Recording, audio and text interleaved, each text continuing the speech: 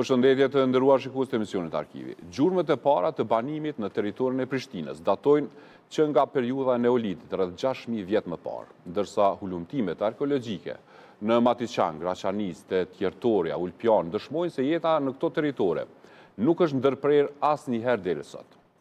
Në kohën e antikitetit klasik ishte shtëpi e fisit i lirë të Dardanëve. Mbreti Bardhyli bashkoi fise të ndryshme në zonën e Prishtinës në shekullin e 4 para erës së re, duke themeluar mbretërinë Dardane. Që nga atëherë Prishtina herë më pak e herë më shumë ishte qyteti i gëshëtimeve të ndryshme, sa tregtare e sa arsimore e kulturore. Pra sonte nuk do të flasim për antikitet, por do të flasim për zhvillimet e Prishtinës këto 50 vjet të fundit. Natyrisht do të diskutoj me dy arkitektë. E njëri qëllon të jetë kryetari i Prishtinës dhe tjetri një arkitekt i vjetër. Pra kam nderin që sonte në studiot të emisionit Arkivi ta kem kryetarin e Prishtinës, përparim Roma. Mirëmbrëma dhe mirë se erdhe. Mirëmbrëma, mirë se u gjej. Gjithashtu kënaqësinë e dyfeshtë e kam sepse për herë të dytë kam një arkitekt të vjetër të Prishtinës, Salis Spahiun. Mirëmbrëma dhe mirë se erdhe. Faleminderit, mirëmbrëma. Atëherë, pra para se të nisim bisedën, vazhdim do të shohim një material arkivor të vitit 1980. Se si e shinin kajën e Prishtinës zyrtar të asaj kohë. Do të keni rastin të ndiqni disa lagje të Prishtinës si Kodra e Trimave apo Vranjevci si quaj dikur, dhe Arbërin e Dragodanin, por edhe lagje të tjera. Ta ndjekim Prishtinën e para 46 viteve dhe pastaj do të kthehemi të diskutojmë për kryeqendrën e Kosovës.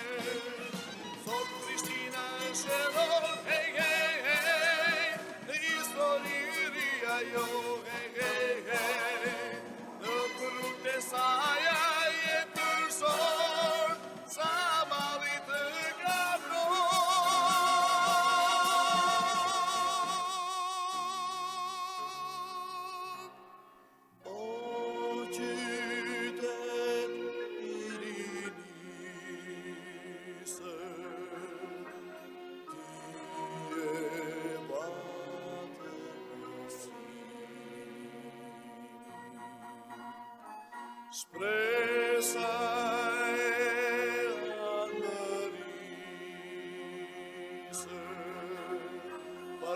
rrugën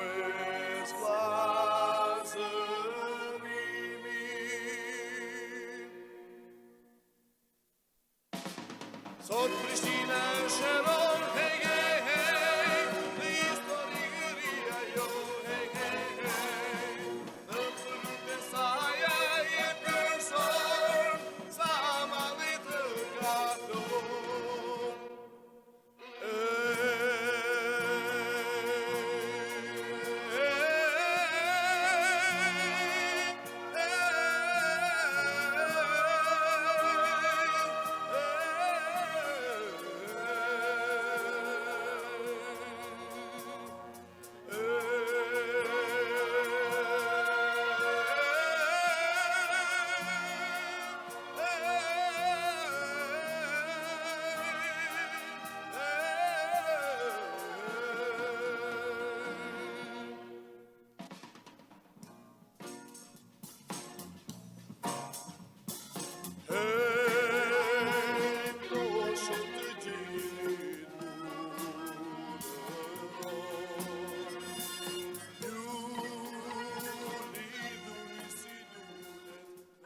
Çdo qytet i ka karakteristikat e veta.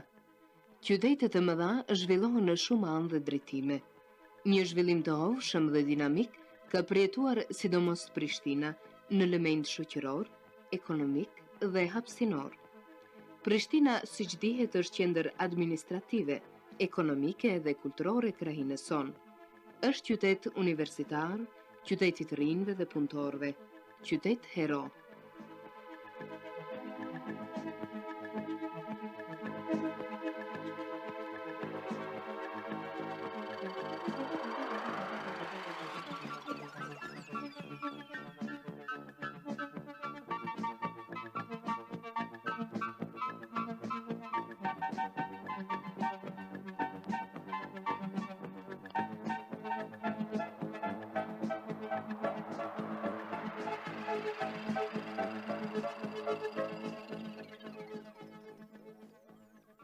Prishtina ka 35.000 student, apo 2 herë më shumë se sa ka patur banor para luftës.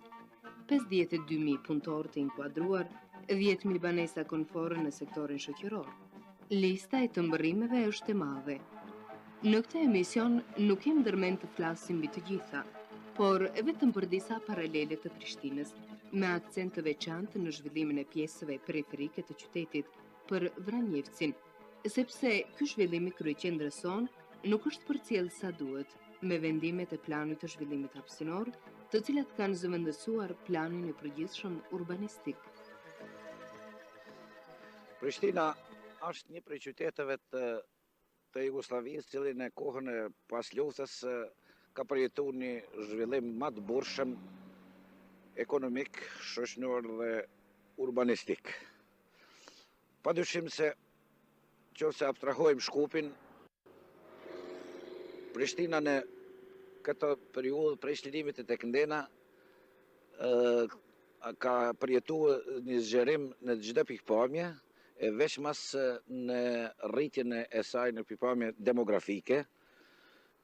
Natyrisht se rritja e saj demografike ka të i kaluar çdo parashqyrtim të demografëve, meqense në studimet e bera më parë është llogaritur që dikur Prishtina në vitin 1985 duhet të ketë një 85.000 banor. Ndërkaq sot në Prishtinë jetojnë sipas vlerësimeve tona vetë në qytet pa preferinë vet, pa Obiliqin, Fushë Kosovën dhe fshatët e afërta, afër 110.000 banor.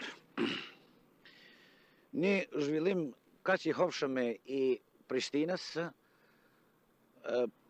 padyshim ka paraqit detyrat drejt për drejta pranë organizatave shoqëro-politike dhe kuvendit të komunës, që në politikën e zhvillimit të vetë të përcaktohet për zhvillimin e Prishtinës në pikpamje urbanistike dhe hapësinore. Është e vërtetë që akoma Prishtina si qytet nuk ka planin general urbanistik, por me vendimin e komunës e cila zaventson atë plan urbanistik dhe me një seri plane detale urbanistike, të cilat në mënyrë detale përpunohen në pjesë të ndryshme të qytetit, Prishtina është zhvilluar dhe pa zhvillohet në hapësinën kryesisht të qytetit vjetër dhe po zgjerohet në dy drejtime. Në drejtimin e Fushë Kosovës perëndimor, e cila duhet përfundon me deri te magjistrala e Adriatikut, do të thotë me përfundimin e lagjës së Dardanisë, kurse zhvillimi i mëtejshëm i Prishtinës duhet të shkojë në drejtim të fshatit Mateqan. Në ndërtimin e planeve detale urbanistike të ardhmen padyshim problem kyç është çështja e ndërtimit, rekonstruksionit dhe inkorporimit të vendbanimeve të ndërtuara më parë pa plan, pa infrastrukturë, pa kanalizim dhe gjithë ato që i nevojitet një vendbanimit në qytet, ajo është çështë lagja prej rrugës Ivo Lloribar dhe të them të një pjesës Milenin Popoviçit dhe rrugës së Proniterëve në drejtim të Veriut, drejtim të Podujevës, në cilën na e quajmë Vranjevc. Çështja e rekonstruksionit, ndërtimit dhe inkorporimit të kësaj pjesës qytetit në tërësinë urbanistike të qytetit është një prej detyrave të themelore të ardhshëm që duhet të zgjidhet. Me rastin e përpunimit çdo plan detal urbanistik, natyrisht që përpos elementeve të urbanistike merren parasysh dhe ana ekonomike, gjithsesi të them se sa banor banojnë në një hapësirë të caktuar dhe rekonstruktimi, rënimi dhe ndërtimi i ri duhet të jep efektet e veta ekonomike, do të thotë se forma mënyra e urbanizimit të asoj pjesës të trollit të duhet të jetë në shumë katëshe në mënyrë që të kompenzoj investimet si për vendosjen e banorëve të cilët gjenden momentalisht aty, edhe të banorëve të ri që do të banojshin në pjesë të caktuar të qytetit. Kështu që tash për tash është të bo një pjesë e përpunimit të Vranjevcit të planit detaj urbanistik, cila duhet të realizohet në ndërtim shoqëror, do të jenë ndërtimi i lartë, i godinave të larta, në cilat do të kompenzonte atë efektet jo ekonomike për arsye se duhet të zgjidhet edhe çështja e vendosjes së banorëve të cilët banojnë aty, por edhe vendosjet e banorëve të ri në qytet. Kjo është Prishtina e ditëve tona. Në vendet kur dikur ishin fusha dhe kodrina, tash janë formuar lagje dhe vendbanime të tëra të urbanizuara si Aktashi, Dragodani, Tasligja, Dardania.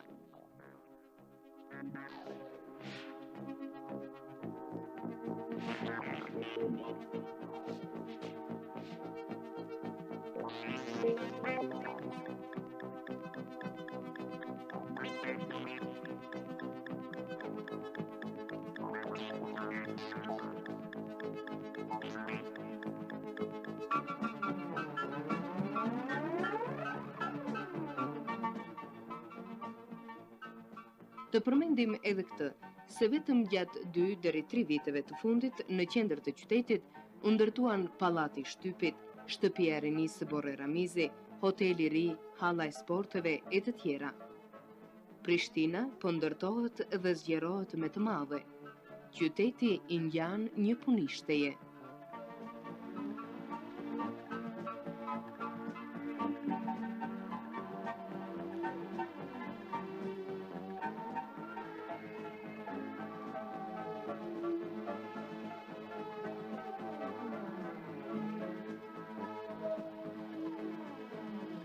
Qyteti i Prishtinës është i ndamë në 15 bashkësi lokale. Kuvendi komunal me struktura tjera është të bo përpjekje që ky dallim në zhvillimin e Prishtinës në mes të këtyne lagjeve sa do pak të zbutet dhe edhe këto lagjet e vjetra të rregullohen diçka më mirë. Bashkësia vetë qeverisë e interesit për ndërtimin e Prishtinës, që para 2 vjetëve ka marrë vendim që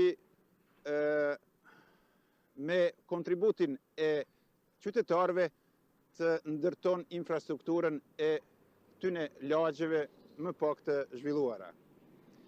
Pjesëmarrja e bashkësisë është 70%, kurse kontributi i bashkive lokale dhe i qytetarëve të atyne reoneve është 30%. Mundem me thonë se gjatë vitit 1978 dhe 79 janë investu në infrastrukturë të disa rrugëve afër 900 milion dinar të vjetër.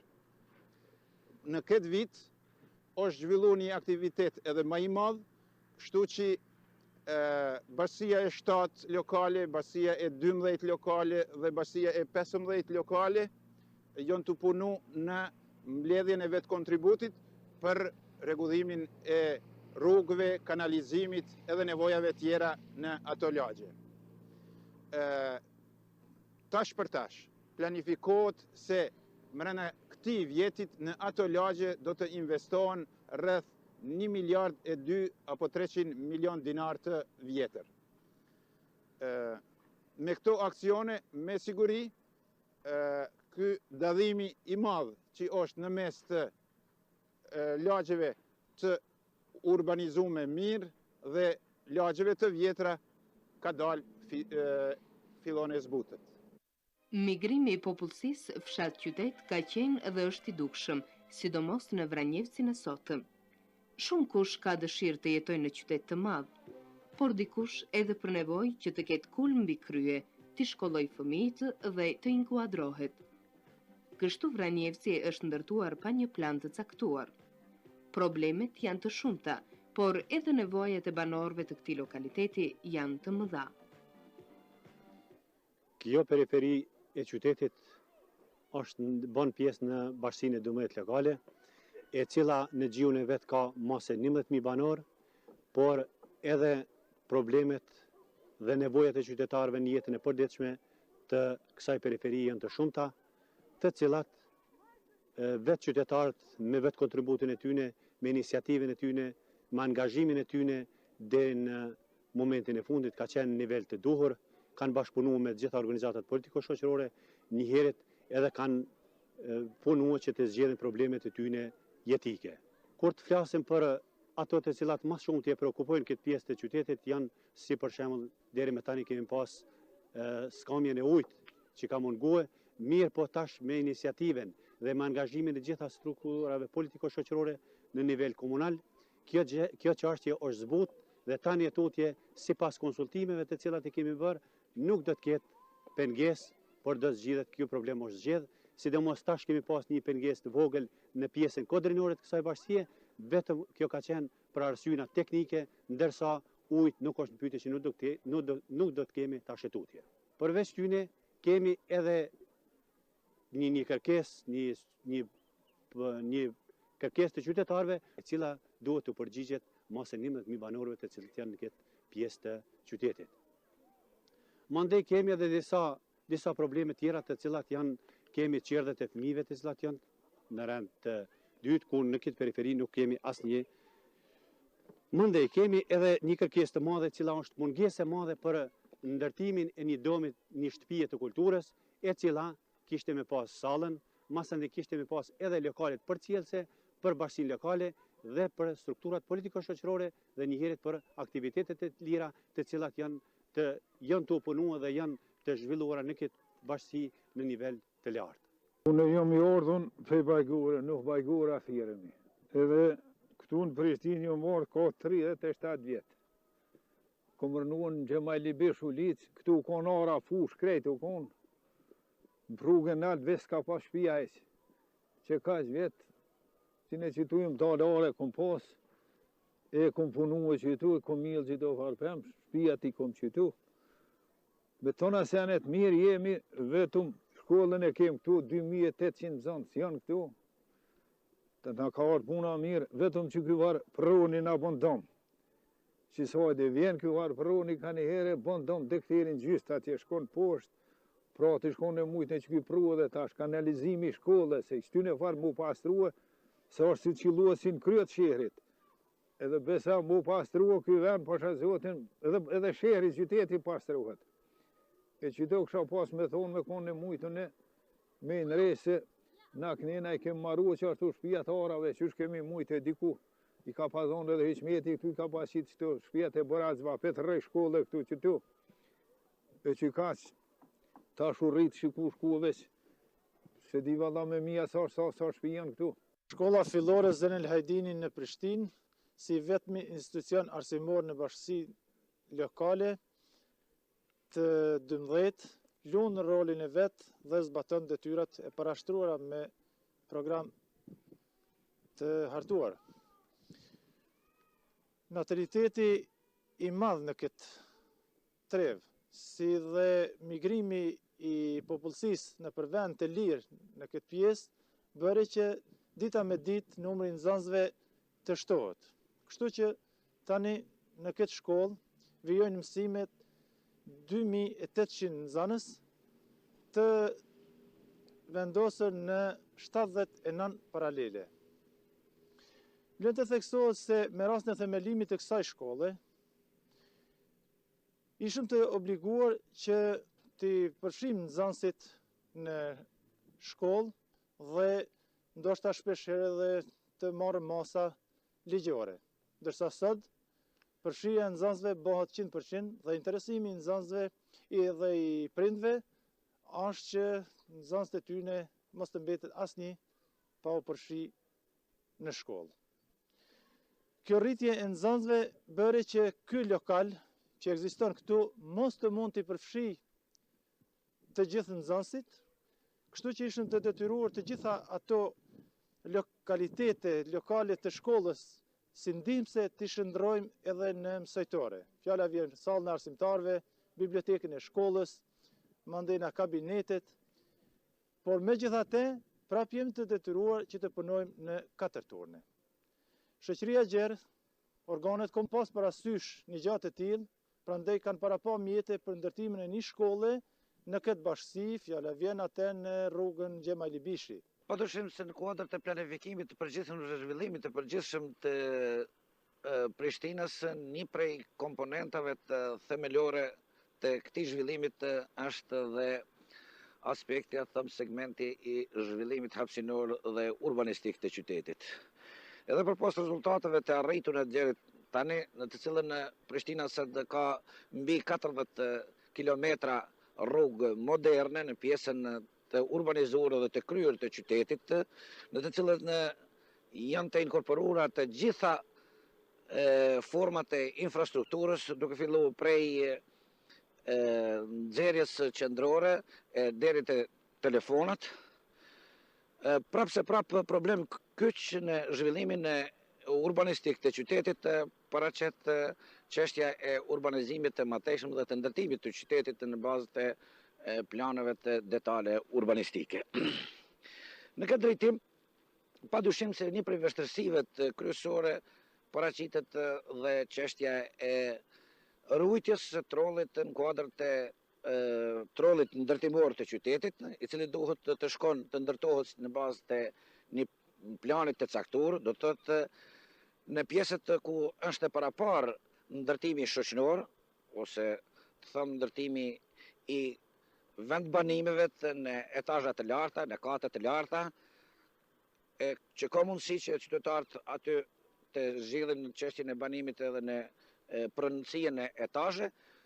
Në ato vende duhet patjetër të ruhet trolli me qëllim që në mënyrë të planifikuar të hyhet ndërtimit të atyre pjesëve të qytetit në bazë të planeve detale urbanistike.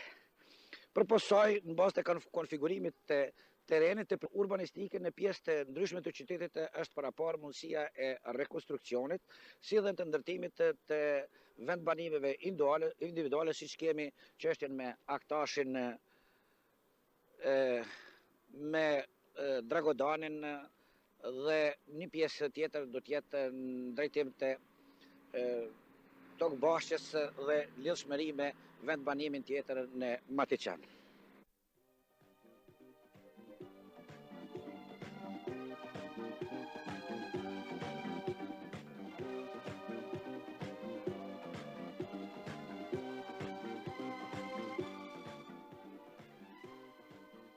Angazhimi dhe aktiviteti i organeve komunale, bashkësive lokale, banorëve dhe shoqërisë së gjerë në tërësi për zgjidhjen e problemeve është i madh. Këto janë vërtet fjalë inkurajuese. Të gjithë janë të një mendimi se duhet punuar edhe shumë, në mënyrë që edhe Vranjevci të zhvillohet edhe të bëhet një vendbanim si pjesë të tjera të qytetit.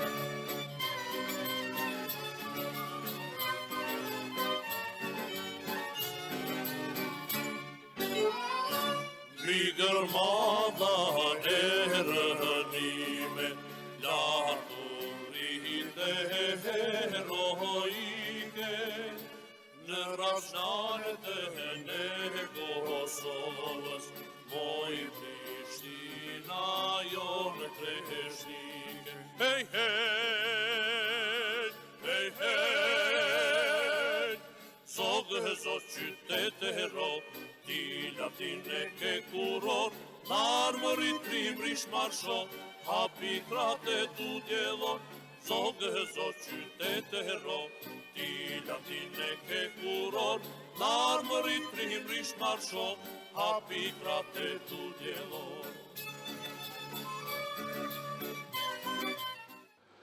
Atëherë të nderuar shikues, jemi rikthyer kështu pasi pam një material arkivor, pra të rrallë, për Prishtinën, këtu e 46 vite më herët. Kryetar, çfarë emocioni, një qytet jo të zhvilluar siç është sot, por që me disa prej lagjeve të cilat ende janë Kam ashtu. problemet e njëjta. Ha? Po, faleminderit shumë, mas pari shumë inspirues ky material arkivor i kryeqytetit. Edhe më vjen mirë që kemi pas qysh atëherë njerëz vizionar që diskutojnë për aspektin e urbanistikës në mënyrë shumë të sofistikume, shumë të logjikshme.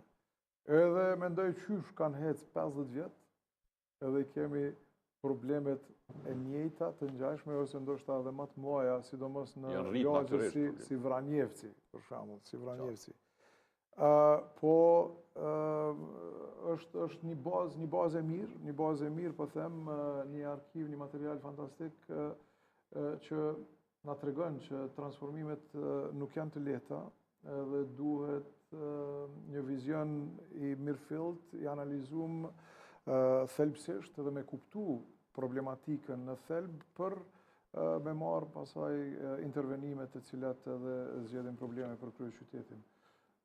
I po disa nga problematikat e lagjeve, flitej aty edhe për planet rregulluese në atë kohë. Dhe më intereson më shumë të di në atë kohë, zoti Spaju kishte plane rregulluese për disa prej lagjeve që përmendeshin aty, si për shembull për Dragodanin atë kohë, apo Arbërinë sotme dhe Vranjevcin.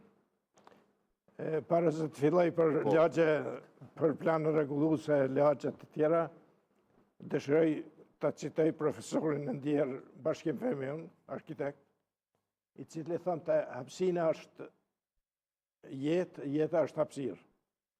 Do me thonë, nuk ka planifikim, nuk ka urbanizëm, nëse nuk trajtohet hapësira. Qartë. Dhe Bashkim Femiu, në fakt, ishte edhe një prej arkitektëve të parë shqiptar, i cili ishte i shkolluar në Beograd. Ishte kështu? Po, ashtu është. Bashkim Femiu është arkitekt i parë shqiptar. Në vitin 1958 ka diplomu në Beograd të profesor Stanko Kliska, arkitekti i njoftën. Pastaj unë kom pas fatin të nifem me profesorin Bashkim, të punoj me të. Dhe deri atëherë nuk ishte arkitekt shqiptar, asnjëherë nuk ishte. Unë sa di jo. S'ka pas. Sa di jo. Mirë, të kthehemi te Prishtina. Në fakt, këto pamje që i pam na dha një farë pasqyrimi të lagjeve të tëra të Prishtinës, se siç ishin dikur. Për shembull Dragodani, po ishte kryesisht dhe Kodra Trimave apo Vranjezi që e quajnin më herët. Dhe këto problematika në fakt janë edhe sot për këto dy lagje. Megjithë disa përparimet të cilat janë bërë, por që a kishte plan rregullues për lagje në atë kohë në vitet e 80 apo jo? Planifikimi i Prishtinës ka nisë bukur herët, janë bërë disa plane urbanistike. Plani i parë urbanistik, unë sa e di, është bërë në vitin diku 50 të diçka, nga arkitekt Pantović, Milorad Pantović, nëse s'ga bëj, nga Beogradi. Pastaj, ma vonë, kolegu Regjepi ka vazhduate, diku viteve të 70-ta, por mjerisht disa sene janë realizu normal, disa të tjera nuk janë realizu, prisin intervenime tjera. Për lagjën e Vranjezit flitet shumë gjatë. Shumë gjatë. E pam aty që flitej shumë gjatë. Lagja e Vranjevcit, zanafillën e vete ka nga migrimi i njerëzve. Qartë. Edhe në mënyrë stihike o zhvillu. Mjerisht, ajo ka ngel, që ka ngel edhe sot. Po, ta marim për bazë këtë material arkivor. Sot jeni kryetari i Prishtinës, çfarë do të kishte ndryshuar nga e kohë, dhe pse dihet që kanë qenë rrethona tjera në fakt të kohës. Si kishte planifikuar në atë kohë Prishtinën? Tash mundesh me pyet se kishte planifikuar, po faktikisht planifikimi ndodh në bazë të kontekstit. Do të thonë merren parasysh gjendja reale, gjendja ekzistuese, mënyra se si jetohet dhe si planifikohet për të ardhmen. Problemet edhe sfidat që duhet me u përballë me to. Normal që këtu shihet që ke disa stile arkitektonike të cilat edhe përkthehen si rezultati politikave të asaj kohe, aspektet rezidenciale, komerciale, kulturore, tjera. E po ashtu edhe, si që përmendi edhe profesori, zhvillimet organike, si që janë kaotike me i thirë një farë mënyre, si që janë lagjet si Vranjevci atëherë që kanë ndodhur në mënyrë krejt të paplanifikume edhe si rezultat kanë kriju një problem të thelbësor që me cilin ballafaqohemi edhe me të sot. Normal që mënyra më e mirë e zhvillimit të çfarëdo qyteti është kur e ndërlidhesh edhe me popullatën, pra e ke atë top-down, pra prej lart poshtë, po edhe prej poshtë lart. Pra nevojat e qytetarëve, mënyra e jetesës, teknologjia e kohës edhe propozimet për të ardhmen, pra vizioni për të ardhmen, të cilat merren si parametra për zhvillim. Për shembull sot ku jemi, Prishtina si kryeqytet, ka përkundër faktit që na duket ndoshta paksa kaotike, nëse e kupton problematikën në thelb, atëherë mundesh edhe me ju qas zgjidhjes të problemeve. Pra aspekti kyç është që kryeqyteti është zhvillu shumë në aspektin rezidencial, në zonat të ndryshme, derisa sektori publik, spektri publik, ka ngecë mbrapa me zhvillimin e infrastrukturës edhe rrugore, edhe edukative, edhe shëndetësore, të cilat i dim, i kemi planifikuar dhe tash jemi në zhvillim e sipër. Njëra ndër elementet kyçe për shembull që mungon sot si rezultat i zhvillimit të kryeqytetit në një qytet që mbas të censusit i kemi rreth 229.000 banor, mirë po e dim që në bazë të macave të rrymës e tjerëve që me siguri jetojnë diku rreth 400-450.000 banor në kryeqytet, edhe për shembull infrastrukturën si unazën e kryeqytetit, e cila kishte me kriju pra një rreth, një rryp që mos me lënë kryeqytetin me u zgjenu si sprawl, që thonë urban sprawl, ose zgjerim i paplanifikueshëm i kryeqytetit, kishte zgjedh një numër problemesh edhe kishte kriju një ashtu mundësi për planifikim të mirëfillt të kryeqytetit, ku ne këto vetëm se i kemi bërë dhe po i shtyjmë përpara, por jo vetëm, kjo në ndërlishmëri tash me nevojat ekzistuese të zonave të ndryshme për shkolla, ku edhe këto tash po ndodhin, shkolla të ndryshme në pjesë të ndryshme, që me limitu nevojën për qytetarët për me udhëtu, për me qu fëmijët e tyre në shkolla, ose edhe ndërtime mix, pra mixed use, që aso kohë nuk i ke pas, për shembull në kohën e socializmit jugoslav, e ke pas të ndame zonat rezidenciale me vendin ku punon, pra është dashur me udhëtu për një pikë në pikën tjetër, derisa sot mundesh me kriju mixed use developments, pra zhvillime të përzira, ku nuk ka nevojë qytetari me udhëtu aty ku punon edhe ku jeton. Pra, por të kthehemi kryetarë dhe një të planifikimi, ato që në fakt të planifikimi urban i lagjeve, se si ishte dikur, për shembull për lagjet tëra, po flasim për këto lagje të cilat janë ndërtuar viteve 70-ta dhe 80-ta, flasim për Ulpianën për shembull, për Dardanin, për Bregun e Diellit. Kishin një planifikim më të mirë se sa lagjet të cilat janë ndërtuar pas luftës. Po e marr për bazë të Matin 1 ose disa për lagje periferike të cilat janë ndërtuar shumë pas luftës, sepse nuk ishte asgjë. Pse ndodhi kjo në fakt? Unë e di që kronologjikisht të gjithë në fakt këto planet urbane kanë rrjedhur prej kuvendeve komunale pas luftës, por që planifikimet dikur ishin më të mira sa i përket hapësirës. Pse ndodh kjo? Prap, duhet me u ndërlidh, po them edhe në sistemin politik të asaj kohe ku çdo gjë ka qenë e shtetit, toka e shtetit, e tjera, tash i kemi një numër të madh janë toka private. Por kjo nuk do me thonë që ne nuk mundemi me planifiku në mënyrë të mirëfillt. Pra ka pas normal probleme të shumta në zonat të ndryshme, që i kemi tash për shembull edhe mahalla muhaxherëve që kanë thirrë. Është një superdensifikim i qytetit edhe ku është neglizhuar hapësina publike tëndësisht. Do të thonë hapësina publike është aty vendi ku ndodh jeta. Vendi ku faktikisht në mes të materialeve, mureve, sene, është hapësira ku ndodh jeta e cila duhet me marrë parasysh. Pra një balans i mirëfillt mes të densitetit që ofrohet edhe zhvillohet me hapësinat rekreative, për shembull, me hapësira sportive, me hapësira parqe, hapësira të gjelbërta, hapësira edukative, shëndetësore tjera. Pra, kjo është ajo që është neglizhuar në këtë kohën e pas luftës në pjesë të ndryshme të kryeqytetit. Edhe ne tash prap kemi mundësi me I përmirësu këto, duke Në disa vende, mos e bo gabimin e njëjtë në zonat të cilat ende nuk janë, po them, të zhvillume apo të planifikume. Kjo mund ndodhë për shembull për Vranjezin. Patjetër që po. Kjo mund ndodhë për Vranjezin, një planifikim më I mirë se sa lagjet e tjera për shembull. Absolutisht, një balancë shumë më I mirë. Tash çka kemi bo, muj me marr vetëm një rast që ne kemi intervenu me njëherë. Para 4 vitesh kemi pas një problem në Duar, ku lagja Kalabria, me një vendim të asamblesë komunale e ka ndru koeficientin prej 1.8 në 2.4 në gjithë lagjën. Do më thonë, pa analizu impaktin që ky ndrim koeficienti e ka në atë lagje, duke I majt limitet e nalësis, po duke e shtu densitetin. Çka do më thonë kjo? Kjo do më thonë që ne humbin totalisht hapësinën publike. Çka kemi bo ne? Ne kemi ndalë këte, normal që kemi pas një presion të madh prej qytetarëve aty për me I leju me ndërtu. Mirë po nëse ti lejon me ndërtu ku një koeficient ndron aq mënyrë radikale, kjo do me thonë ma shumë se 60.000 metra katror, ma shumë se me mija familje që vendosen edhe neglizhim për hapësinat publike.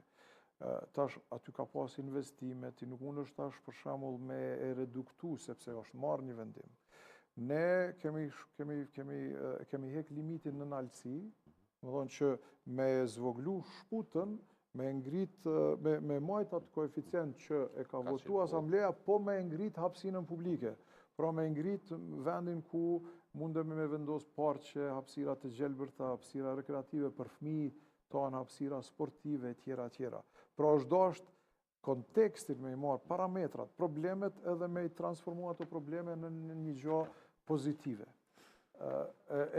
Kjo mënyrë të menduarit, po them edhe densifikimi I qytetit, nuk është negativ by default, që thështë ashtu,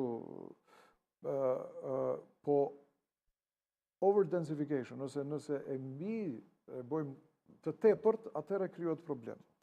Po edhe një densitet shumë I ullët, prap në zonat urbane, duhet gjithmonë me ndërlidh në aspektin ekonomik-financiar. Sa kushton me qu një autobus në relacion me sa banor jetojnë aty? Sa kushton me pas një qendër mjekësore familjare në relacion me banor? Planifikime pak më të thella, natyrisht. Po pikrisht, edhe këto mënyra e thellë e të menduarit, ku e ndërlidh jetën e qytetarit me hapësirat publike, me nevojat e tyre, në relacion me aspektin financiar, e krijon edhe strukturon krye qytetin për me adhon një të ardhme të lullzuar, po them, ashtu lullzuese. Duke pas parasysh këto pamje që pamë, zotis Pajo, në fakt, Prishtina në atë ku kishte dikon një 80 dhe një 100.000 banor, 120.000 banor. Ishte planifikuar që të rritej në numër enorm, pra të dyfishohet numri banorëve dhe në fakt edhe planifikime të bënd të tilla për lagjet me më shumë banor. Apo jam bërë, por ndoshta jo me këtë numër cilën e ka. Unë e kom thonë edhe prapë përsëris, qyteti është projekt që nuk përfundon kurrë. E vërtet. Si rezultat I kësaj është zhvillu normal edhe Prishtina dhe qytetet tjera në Kosovë. Mirë po të ne kom bindjen, nëse s'gaboj, shumë sende një shku pa analizat të mirë filta. Kom bindjen. Shihet e të regon qyteti vetë, po. Do me thonë, duhet më bo analiza paraprake, e pasaj duhet të mirën vendime. Ato, që po dhëtë edhe kryetari që tha, ndikojnë drejt për së drejt, I kanë impakt në jetën tonë, në jetën e qytetarëve. Unë gjithmonë kom thonë edhe prapa përsëris. Ulpiana, që është projektu, ndërtu diku viteve 60 nëse s'gaboj, I di edhe autorët me emra. Emrat sinonime kush ja ka kishte vendosur? Ulpianës, Dardanis, Bregu Diellit. Për Dardani, profesor Bashkimi I Ndjerë, Dardani. Aja kishte vendosur emrat? Aja ka propozu, do me thonë, mande I kanë marrë vendime, organet komunale, procedurat nuk I ditë tamam. Gjithmonë thëmë, Ulpiana, Dardania, Kodra Diellit janë matë mira se sot që thëmë me norma standarde evropiane. Ka dhe përjashtime, natyrisht, ka përjashtime. Mirë po, normat e standardet e evropiane janë pak më ndryshe, mendoj qashtu. Do më thanë, ka bukur shumë dështime, edhe mos të fshihemi mas normave e standardeve evropiane. Jo vetëm për urbanizëm, por edhe për gjëra tjera. Qartë. Çfarë duhet, sipas jush, çfarë duhet të bëhet të ndërhyjet për shembull që në fakt kjo kaja e qytetit tashmë të jetë më e mirë Unë mendoj për 50 vitet e ardhshme. Që kur ta shikojmë për shembull pas 50 vite këtë emision të thonë që tash qyteti ka ndryshuar. Nuk e di çka ka menduar pas 50 viteve, por organet kompetente, organet komunale, organet qendrore duhen me qenë shumë ma të ndërgjegjshëm edhe ma të përgjegjshëm sa i përket vendimeve e qytetarët duhen me respektu. Vendimet, natyrisht. Unë e kom thënë gjithmonë nuk ban kujt i teket, ç'është i teket me ndërtu.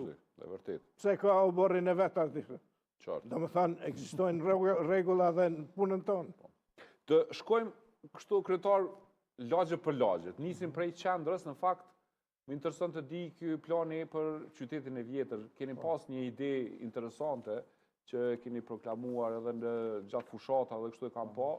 Dhe më intereson të di se si mendoni ta transformoni këtë pjesën e vjetër të qytetit. Ku janë disa prej objekteve të kultit, siç është hamami, janë disa prej objekteve që e karakterizojnë Prishtinën e vjetër. Secili qytet i ka zanafilat e se ku ka fillu, ku është zhvillu, pra ku ka fillu jeta e qytetit. Ne duhet t'i mbrojmë këto zanafila, pra duhet ta kuptojmë zanafilën e zhvillimit të kryeqytetit, kulturën, traditën, jetën, se si ka fillu, si është zhvillu, edhe çfarë impakti ka pas kjo, pastaj në të ardhmen e kryeqytetit. Sot pikat e tilla janë me rëndësi shumë të madhe në aspektin shumë dimensional, ndoshta me kthy edhe në aspektin e turizmit, për shembull, ose të kulturës e traditës, të njohjes kulturës traditës të një populli. Në kryeqytet, zona e vjetër për fat të keq, për shkak të zhvillimeve të paplanifikuara, ka psu, sepse kemi ende, mirë po është e mirë që ne ende kemi një numër të madh të këtyre ndërtesave të vjetra, të cilat ekzistojnë në zonën e vjetër si xhamit, si hamamin. Tash po është fundi është rikonstruktuar edhe shkolla vjetër aty në gjithë pikërisht edhe shkolla e vjetër, domethënë jemi duke punuar së bashku me UNDP-n dhe Ministrinë e Kulturës në një plan detaj të kësaj zone, se si me ju qas secilit element që ende ekziston. Në relacion me elemente tjera po i thras kancerogjene, sepse që janë ndërlidh me to, edhe ja kanë hupat shpirtin e kësaj zone të vjetër, edhe si mundemi me fillu rikonstruimin, pastrimin edhe me i prum pa elementet originale të kohës, të kulturës, të traditës. Normal që gjitha këto duhet me uvun pa, me qenë të qasshme, të kuptueshme me kriju këtë tregimin e kryeqytetit. Ne këtë kemi, ku ka fillu e gjitha. Po ashtu edhe normal me përdor edhe gjendjen ekzistuese të kryeqytetit, për shembull kemi sheshin Nën Terez, e cila tash ndohet rruga Agim Ramadani, e ndon totalisht pjesën e vjetër të kryeqytetit me pjesën e re të kryeqytetit. Dhe ideja ka qenë që me nënkalimin, pra në rrugën Agim Ramadani, ta zgjasim sheshin, edhe ta krijojmë një ndërlidhje të zonës të vjetër, edhe një pastrim tash në relacion me këtë planin zhvillimor detaj urban të kësaj zone për me i prum pa të gjitha elementet e traditës arkitektonike. Me kaldërma si që kanë qenë. Pikrisht. Edhe ato elementet kyçe që tregojnë që ne kemi një kulturë të shekullore në kryeqytet, pra nuk jemi prej dje. Pra ndaj përmenda unë, se kjo jeta në qytet, në kryeqytet është shumë e hershme, është që nga kohët i lirë, dhe pra ndaj kjo vazhdimësia jetës tu duhet t'jap edhe atyre që vinë ta vizitojnë, t'jap një pasqyrë. Edhe nuk duhet t'i frigohemi, po them, zhvillimit ose në aspektit arkeologjik, hulumtimit, se ne për fat të keq, po them, për çështje politike, puro politike, na është ndal puna, na është ndalu me punu, pse kinse mundet me pas diçka aty historike. Po pikrisht për atë ne duhet me fillu me punën, që nëse gjem diçka me vlerë historike, me prum pa, sepse kjo ka edhe zhvillim ekonomik, pra ka impakt pozitiv ekonomik, zhvillim normal të kulturës traditës me tregu që ne kemi pas, edhe kjo është një vazhdimsi, edhe me i vnum pa në aspektin edhe të turizmit.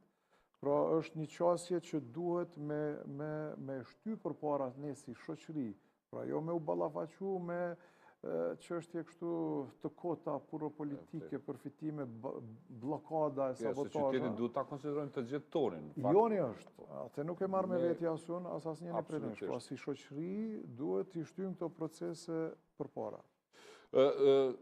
Zoti Spahiu, në fakt, po flasim mirë, folëm për këtë pjesën e vjetër të qytetit, natyrisht që kryetari vetëm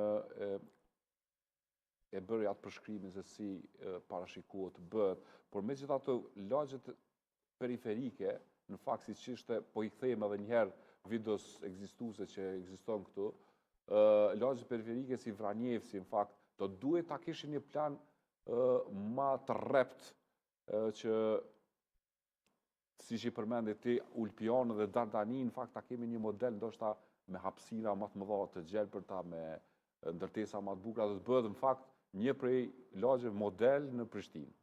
Këtu do ta kishte meritën të natyrisht kryetari nëse do ta arrinte këtë ta bënte.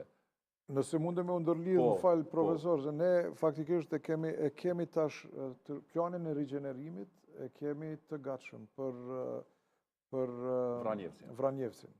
Domethënë plani i rigjenerimit. Nuk është plan detaj urban, është domethënë një koncept, një analizë thellë, një fizibilitet, një analizë thellë e gjendjes ekzistuese, edhe një propozim se si kishte mujt me u zgjedh problemi edhe i ndërtesave të cilat janë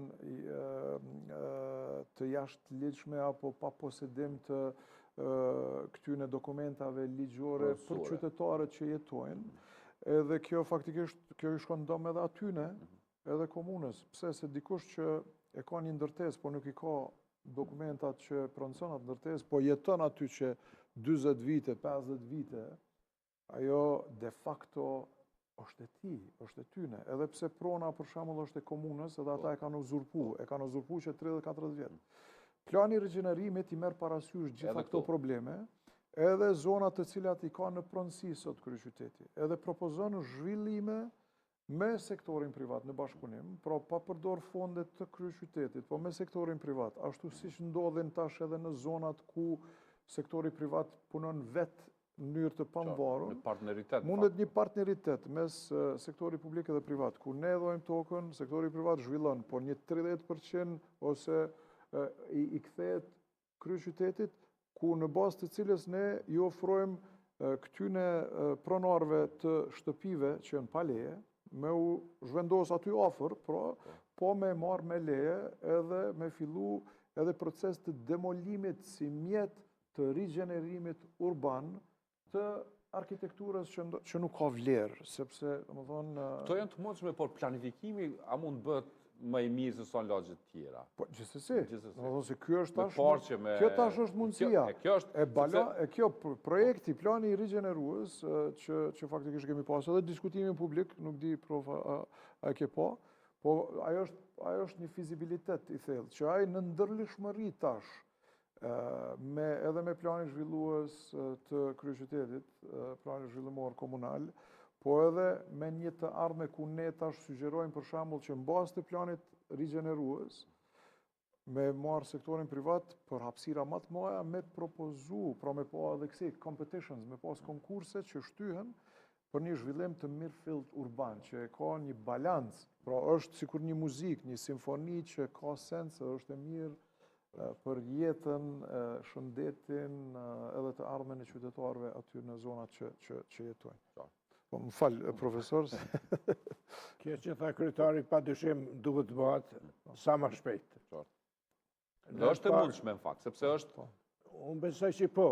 Nuk ka ndërtesat më dha, nuk ka ndërtime, ekspansion ndërtime si shka në disa vende që edhe të ndërhysh është pak më e vështirë, aty ka mundësi.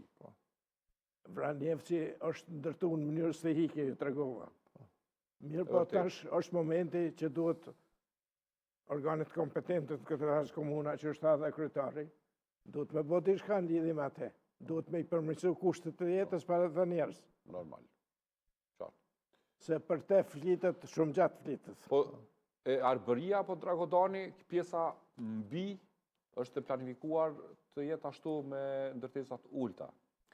Po tash shqo, nuk ne duhet që qyteti duhet me të regu, qyteti është edhe një farë vule historike e zhvillimit të shoqërisë. Ne si profesionist të fushës, si arkitekt, si urbanist, duhet me mbrojt edhe këto zhvillimet historike që i tregon kryeqyteti, do më thonë periudhën e zhvillimit, pra pjesa e vjetër, pastaj pjesa e zhvillimit në kohën socialiste, pastaj tash kjo koha Dragodani dhe Tasligja në fakt janë... Tash Dragodani, Arbëria, për shembull, e ka zonën ku të densifikimit të ullët të shtëpive, e cila nuk ishte dasht me u rënu edhe tash me fillu me ndërtu lartë. Do më thonë, ajo duhet me... është pjesa tjetër që është planifiku, që është ngrit densiteti, mirë po, ke do më thonë këtë kohën, periudën kohore, se është me plan. Arbëria, faktikisht, Dragodani, Arbëria, është planifiku me qenë zonë e densitetit të ullët, e rezidencave, edhe si e tilë duhet me qëndru. Për kundër faktit që aty të gjitha ndërtesat janë jashtë planifikimit. Më thonë, janë shumë a shumë se si është planifiku. Po tash nuk duhet edhe ato me i rënu edhe prapë të shkojmë të bojmë edhe aty një... Periuda në fakt e lutës edhe kohës kur... Se provë më falë, se... Mirë, për këto dy lagje në fakt po për... Kemi planifikuar që ndoshta Prishtina një ditë mund të jetë qytet milionsh. Dhe është menduar që të bëhet një planifikim për një qytet të ri të Prishtinës. Sepse dihet fare mirë që të dyndjet prej qyteteve tjera, natyrisht, si që kanë edhe qendrat mëdha evropiane, kryeqendrat, në fakt, mbi popullohen në fakt. Dhe është mendu, ju e përmendet një unazë, por që për te kësaj unazë është planifiku që Prishtinë mund të ketë një ditë mas 50 viteve 1 milion banor, për shembull. Uroj që të ketë Prishtina mbi 1 milion kahror. Na faktikisht e kemi një problem super të madh në duar tona sot, se e diskutuam edhe me profesorin tash, domethënë që densiteti i kryeqytetit sot metrat katror ekzistues në kryeqytet janë dikon rreth 14.2 milion metra katror. Derisa planet regulative të cilat janë zhvillu në para 15 vitesh, domethënë 2009, 2010, 2011, 2012, planifikojnë një qytet me 54 milion metra katror. Domethënë një 40 milion metra katror ma shumë se sa i kemi sot. Pse kjo është problem? Kjo është problem i madh. Sepse qytetarët kanë investu në këto zona që kanë planet regulative që i lejojnë kësi densiteti. Derisa ne nuk i kemi qytetarët. Domethënë sot i kemi 25 deri në 30% të hapësirave të ndërtuara të thata. Edhe ne, po them, po ballafaqohemi me një problem që është duke ardhur, ku mundemi pas një kolaps të krejt industrisë si rezultat i mbindërtimit. Edhe për këtë, si ecim përpara, duhet me qenë shumë ashtu me mundu që nëse ka një energji që do në me zhvillu, atëre ta ngrisim vlerën edhe të mënyrës të ndërtimit, edhe të hapësirave, pra me pas edhe ma shumë gjelbrim, po me ngrit kualitetin, po të njëjtën kohë edhe në aspektin ekonomik, ne duhet me shiqu si me zhvillu industrin të teknologjisë, të manufacturing e tjera, për do shta me josh, me arë njerëz që me punu këtu, që me rrit densitetin. Sepse, do më thoni, kemi një shkëputje me qyshe kemi planifiku qytetin para 15 vjetë, edhe me realitetin që jemi sot. Do të shkëputemi këtu për pak për një temë e cila që nga 50 vjetë më herët është temë aktuale në Prishtinë dhe në parkingjet. E shohim një material është i vitit 1977 ku flet për nevojën e shtimit të parkingjeve në Prishtinë dhe kjo problem në fakt është që 50 vjetë. Jo jeni 50 vjetë tash, kjo është e 77, në fakt një vjetë fakt kur i keni pas ju dhe sheni, edhe atërës është bë një farë alarmi për parking, se nëse do të vinë shumë vetura, s'kemi ku t'i parkujmë. Ta ndjekve është material shumë i shkurtë dhe pas të këthejmë prapë. Në për të gjitha qytetet e mëdha të Kosovës, posaçërisht në Prishtinë, çështja e parkimit të automjeteve është problem bukur i madh. Ndryshe është menduar para disa vjetësh kur numri i automjeteve në qytet ishte më i vogël, ndryshe sot e ndryshe duhet të mendohet për nesër që të mos bëhet vonë për të gjetur rrugdalje siç është bërë në shumë qytete të Jugosllavisë. Urbanistët e Prishtinës nuk duhet të mendojnë vetëm për parkimin e disa mijëra automjeteve të kryeqendrës, por edhe për një numër shumë të madh të atyre që vijnë nga të gjitha qytetet e Kosovës dhe mbar vendi. Jemi dëshmitar të mungesës së vendparkimeve edhe sot. Ndodh që shpesh që dikujt t'i merret automjeti me vinç, me që rast krijohet tollovi e panevojshme. Intervenimet e milicëve të trafikut rreth çështjes së parkimit të automjeteve dhe të largimit të tyre nga vendet e palejuara për parkim janë humbje kohe. Me ndërtimin e disa objekteve të reja ekonomike afariste dhe të banimit, çështja së parkimit të automjeteve është duke u kushtuar pak kujdes, posaçërisht në qendër. Këtë problem për një kohë të shkurtër e ka zgjidhur shtëpia e mallrave e disa të tjera, por pjesa më e madhe parkingun e kanë në trotuare që u takojnë këmbësorëve. Kuptohet se qytetarët e kryeqendrës son, duke mos pasur vendkalime, janë të detyruar të nënshtrohen rrezikut që u kanoset në çdo moment nga trafiku mjaft i dendur nëpër qytet. Kështu sot, parkimi në qendër të Prishtinës është problem në vete. Kjo nga shkaku se këndej gravitojnë shumica e institucioneve, organeve administrative të objekteve të hotelierisë dhe të tregtisë. Problemi i ngarkimit të qendrës nuk është befasi e kohës e as e posaçme për Prishtinën. Në kryeqendër çdo ditë regjistrohen më shumë se 4 vetura. Kjo tregon më së miri se një ditë nuk do të ketë vend të vendosen asnjëra mbi tjetrën. Nga ana tjetër, statistika tregon se një numër i fatkeqësive në qytet është shkaktar në mungesë të parkingjeve.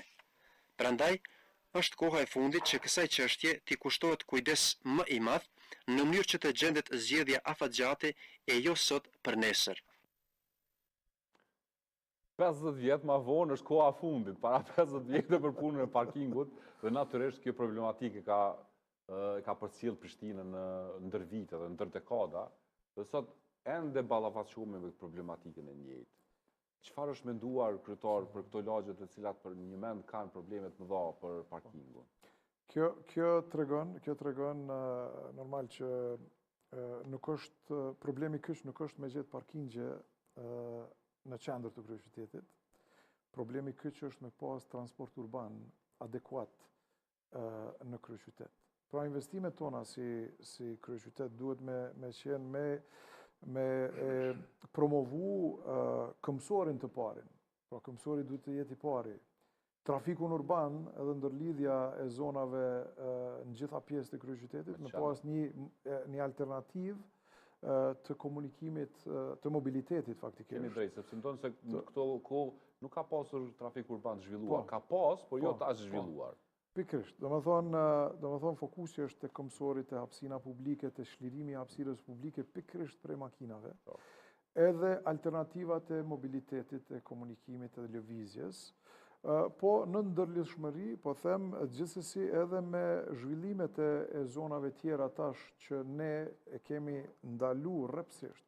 Çfarë do ndërtimi i ri në zonat e reja që kanë plane rregullative, duhet me pas edhe parkingjet nën toksore, jo jashtë në hapësira publike, po në parkingje nëntoksore, që do me thonë... Po e zgjedhin problemin ato kryetar? Jo. Kemi për shembull lagjet e tëra mati është gjitha me parkingje nëntoksore, por që prapë se prapë problemi është i njëjtë.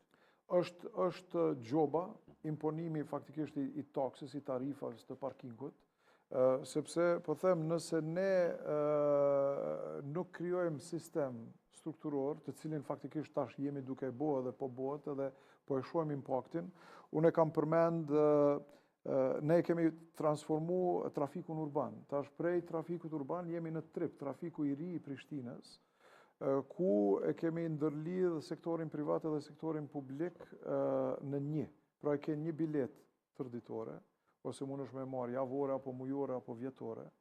Po ashtu, e përmendi edhe këtu në emision, që një numër i madh i qytetarëve vinë nga qytetet tjera për me punu në Prishtinë, në administrat, për shembull në hoteleri, në gastronomi, ku ne ju kemi mundësu të gjithë qytetarëve prej qyteteve tjera, nëse vinë me autobus dhe ndalen në stacion të autobusave, kanë prap biletën pa pare. Pra, në këto, ne ju kemi dhënë alternativë për me ardhë në kryeqytet me kry punën për cilin paguhen. Edhe në anën tjetër, tash duke pas parasysh që ne kemi 140.000 makina që vinë nga jashtë brenda në Prishtinë, si një numër... 140.000 makina në ditë. Pra, ne tash jemi duke përpilu rregulloren për taksën e trafikut, për të gjitha makinat që vinë prej jashtë në Prishtinë. Pra që s'janë të Prishtinës, po që vinë prej jashtë në Prishtinë. Në më thonë, ne ju kemi dhonë alternativë, mujnë me dhonë me ardhë me autobus, edhe kanë trafikun urban pa pagesë në kryeqytet. Po nëse vendosin me përdor makinën, atëherë duhet me pagu një taks e cila neve në ndimon për me investu, për me ndërtu unazën e kryeqytetit.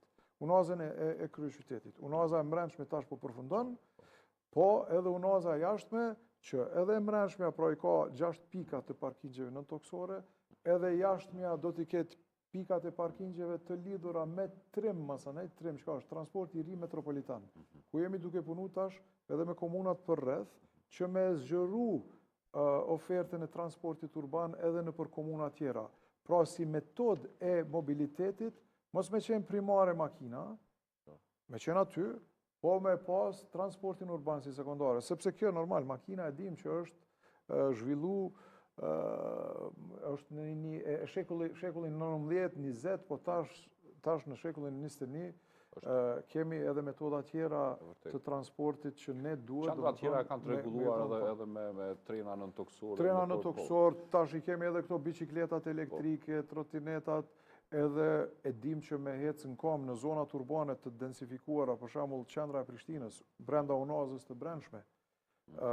Propozimi ynë që tash po e shtyjmë përpara me pas këtë bulevardin 2.6 km, që i lidh 10 lagjet më të mëdha të kryeqytetit, edhe ju mundson me hec, pra hec edhe në bazë të studimeve nëse hec prej 5.000 deri në 10.000 hapa në ditë, nuk ke nevojë me shku në gjim, se është një gjim natyral.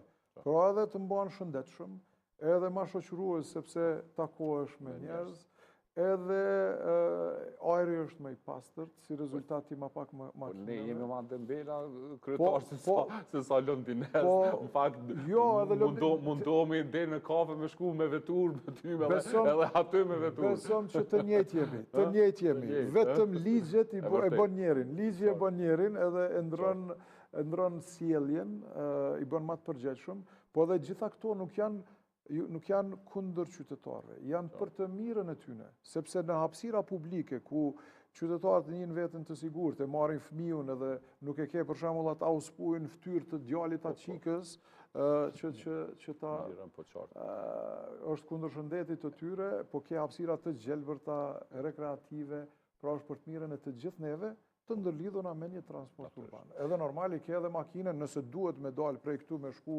Greqia, në Shqipëria, e ke edhe atë mundësi. Po e vërtet. Zoti Spa, ju e pam problematikën e parkingjeve atërës? Une mendoj se janë disa probleme këtu lidhur me parkingje. Cilat janë ato? Për shembull, e marrën ndërtimore për parkingje objekt banimi. E shëndrën lokale? E shëndrën në marketa diçka. Kjo problematika kryesore. E dyta, është dukshëm numri makinave. Gati çdo familje këtu Nuk e ka një, për i ka 2-3 makina. E treta, kur planifikohet, duhet edhe objektet e banimit, unë sa di nëse nuk ka ndryshuar diçka, një makinë pik 5, një e gjysë dhe më thonë, për një familje. Do më thonë, nëse janë 2 familje, për 3 makina, dush me siguru vend. Në parking, në toksor që tha kryetari, ose në hapësirë jashtë. Këto sene duhen mu përfil, edhe duhet Me qenë ma rigoroz.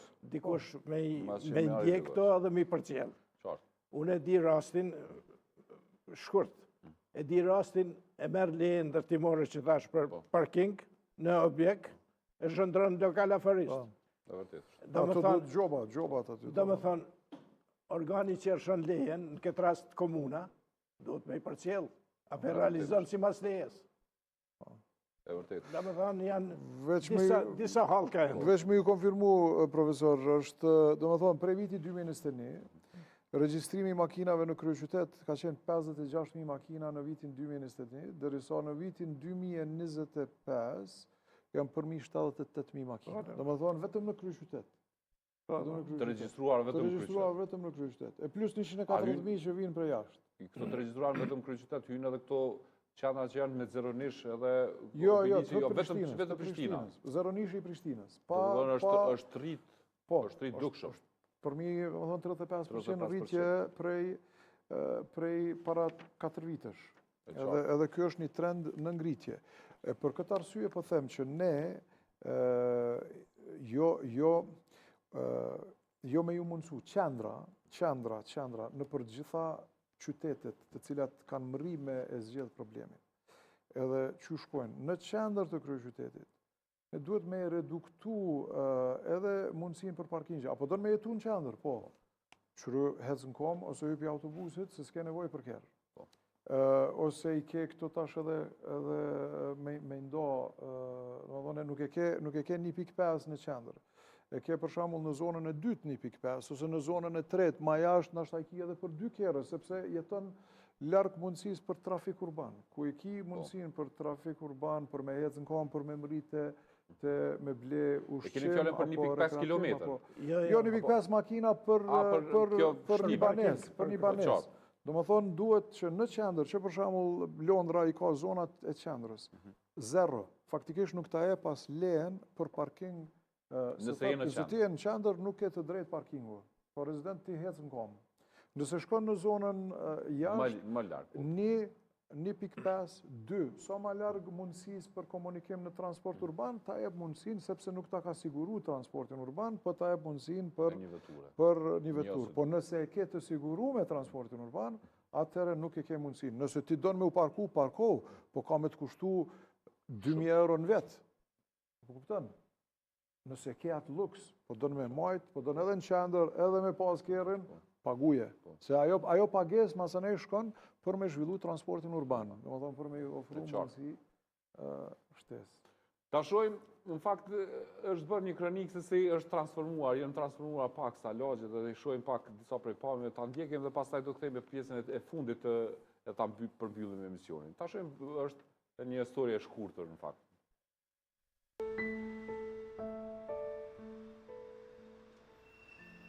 26 vjetë më vonë, këto lagje kanë ndryshuar, por jo në dinamikën e disa lagjeve të tjera.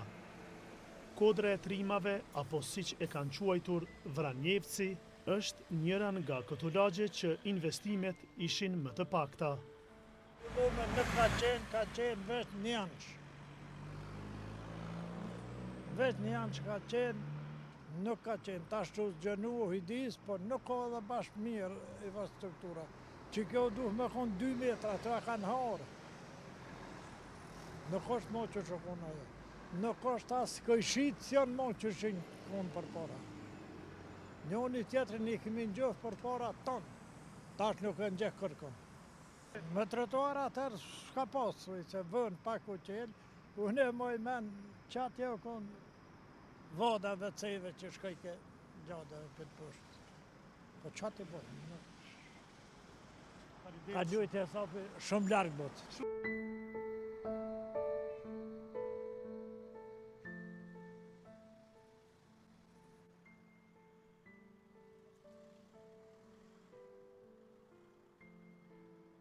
nuk ka nostalgji, se ka qenë shumica vend i pa ndërtum kështu, i pa urbanizum, ma shumë kështu shtëpia ndërtume pa leje. Që 55 vjet jom, njëherë nuk jonë maru këto shtëpizat.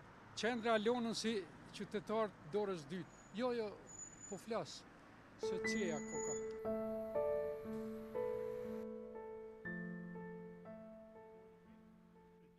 Gjithashtu lagja Arbria apo Ish Dragodani ka mbetur pothuajse me të njëjtat investime që ishin bërë në atë kohë.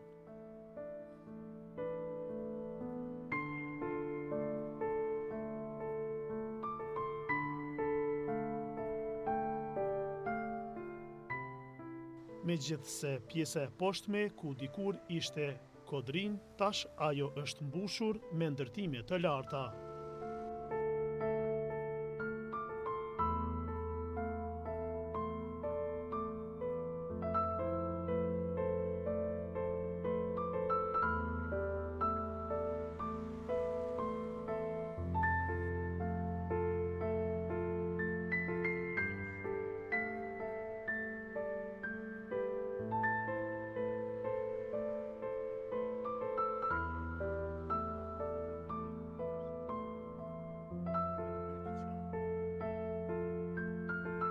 Ndërkaq, lagja Dardania ka mbetur e paprekur nga arkitektura moderne e kohës.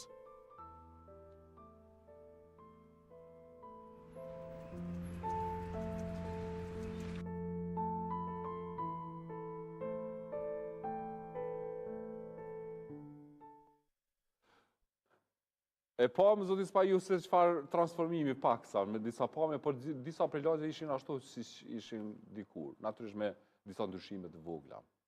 Masi është fjale të lagjet, më lejoni të thëmë dishka. Lagja kjo Aktashi, mrapa rrugës Bagim Ramadani, është projektu rishtazi, pas luftës, si me thëmë. Infrastruktura ka me të njëjtë, rrugë kanë me të njëjtë, ndërsa objektet jenë ngritë lartë. Do më thonë, dikush duhet me kontroluat të zanë. Lagja Dodona. Unë e kuptoj që çdo qytet duhet më transformu, çdo lagje duhet masi, mirë po duhet më planifiku. Kam përshtypjen se shumë sene janë të zhvillu në mënyrë shumë stihike. Kjo është përshtypja ime, ndoshta është e gabueshme. Mirë po, ato shka përshon të ranë, mënyrë se i ke në të Nuk bën rruga me të qush ka qenë, A objekte me qenë 12 katë. Pastaj, që kjo është çështja parkingjeve. Pastaj makinat në rrugë, në trotuare, tjera. Do me thanë, janë gjanat e lidhuna mënyrë simbioze. Planifikimi, urbanizmi, arkitektura, nuk ka vetëm vizatim. Po këto janë halka, në fakt, nuk janë halka vetëm që lidhën me kryeqytetin, po janë halka administrive, në fakt, janë planifikimet të cilat edhe ata i rishikojnë sigurisht ato. Dhe janë ligjet. Janë ligjet. Bas ligje pastaj... Janë edhe ne si shoqëri. Ne si shoqëri duhet, po them, ligjet në shtinë në rend.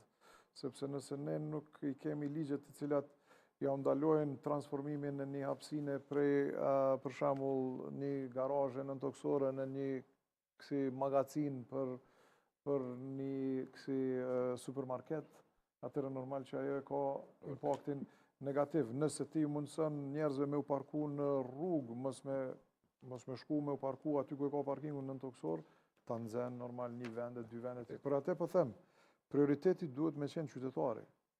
Prioriteti është këmësori. Këto janë primare, hapësinat publike, ku ne hecim shlirshëm, ku ne marrim frym shlirshëm, ku ne ndihemi të sigurt, janë primare. E normal, gabimet që janë bone të kalumen, duhet me i marë parasysh edhe si me tash me ndërlidh me gjetë zgjidhje për to në tashmen e të ardhmen. Edhe kretë në fund, kryetar, dhe një pyetje kam të fundim, sepse jam në atë vend ku jetoj dhe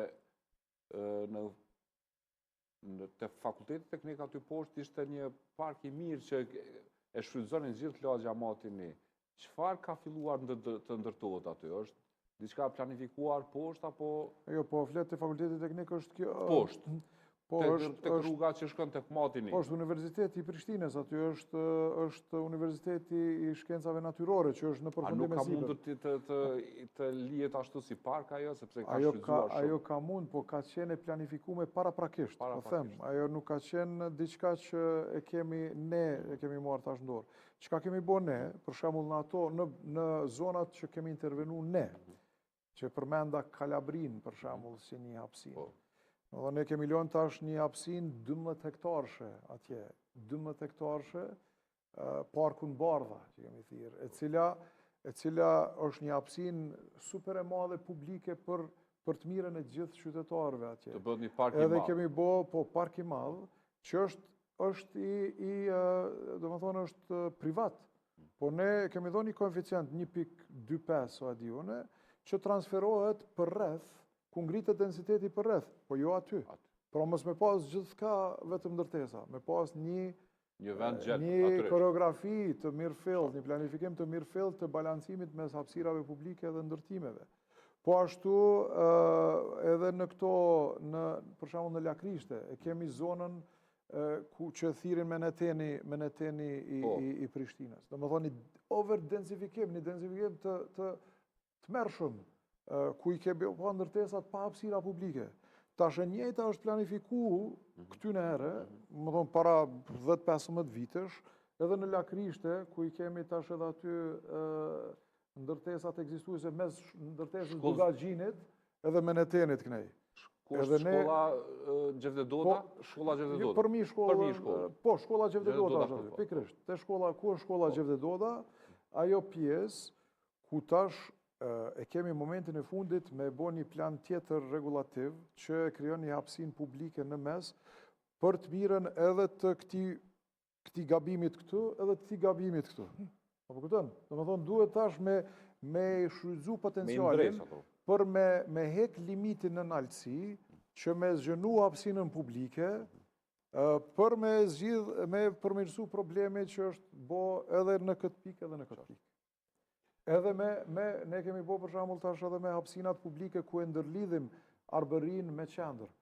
Ishulli urban që kemi bo që ndërlidh e zgjat platformën e pallatit deri në Arberi, ju mundson 30.000 qytetarëve me hecë shlirë, është një park i ri. Pra ne po krijojmë parqe të reja që ndërlidhen. Arbrin po ashtu po e lidhim edhe me Lakrishte, parqe të reja përmi Ekurudh. Që edhe zgjidh problemin e rrezikut që krijon Ekurulla, po edhe krijon një park të ri urban përmi edhe një ndërlidhje e mirëfillt e qytetit pa pas nevojë me hyb makinës për me lëviz për një pjesë në pjesën tjetër. Pra gjitha këto janë pjesë tash të procesit që ne po i bojmë, po e kemi edhe ballafaqimin me një sistem politik ose me një parti politike që veç për inati bllokojnë. Po edhe këto duhet me shty për para, profesor, se s'ka ndryshe. Ka dyshim. Po, fare në fund, sepse jemi në fund të emisionit, që të spa ju. Unë mendoj që çdo planifikim, projektim e tjera, duhet me qenë në funksion edhe detyrë primare kanë humanitetin edhe me kriju ambiente për jetën tonë. Kryetar, falenderoj shumë që ishe mysafiri imi e emisionit Arkive dhe diskutuam për Prishtinën dikur dhe Prishtinën sot, ky transformimi që ka ndodhur në përlagjet e tëra dhe diskutuam edhe për problematikat që ishin dikur dhe që janë sot. Faleminderit shumë që erdhe dhe më nderova në emisionin tim. Faleminderit shumë për këtë material të mrekullueshëm. Faleminderit edhe një. Faleminderit shumë zoti Spaju që erdhët dhe më nderuat në emisionin e Arkivit. Atëherë të nderuar shikues, pra kështu dal nga dal kemi ardhur deri në fund të emisionit të sotëm të Arkivit. Mos harroni, emisionin mund ta ndjesni në kanalet tona zyrtare në Facebook dhe Instagram Arkivi RTK. Faleminderit që na ndoqët dhe miru pafshim në javën tjetër.